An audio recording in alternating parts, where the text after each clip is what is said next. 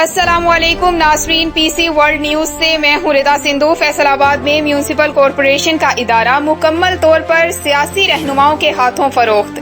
फैसलाबाद में municipal corporation के निचले तबके से लेकर आला अफसरान तक सियासी रहनुमाओं के हाथों फरोख्त हो चुके हैं। जैसा कि दफा 144 का इतलाक नाफिज हुआ और म्यूनिसिपल कॉरपोरेशन ने अपने ज़ेरे साया मुख्तलिफ बाजार बंद करवाए थे, लेकिन इसके बावजूद सिद्धूपुरा बाजार, बरोस अतवार और बंगल और उसके बाद 7 चक बुध बाजार जो कि बगैर किसी नोटिफिकेशन के लग रहे हैं, जिनको मुकम्मल तौर पर सियासी रहनुमाओं की सपोर्ट हासिल है और जहां म्यूनिसिपल कॉरपोरेशन के नोटिस में लाने के बाद मुकम्मल खामोशी है, जिस पर अमले के अफसरान के नोटिस में लाने के बावजूद जूं तक नहीं रेंगी।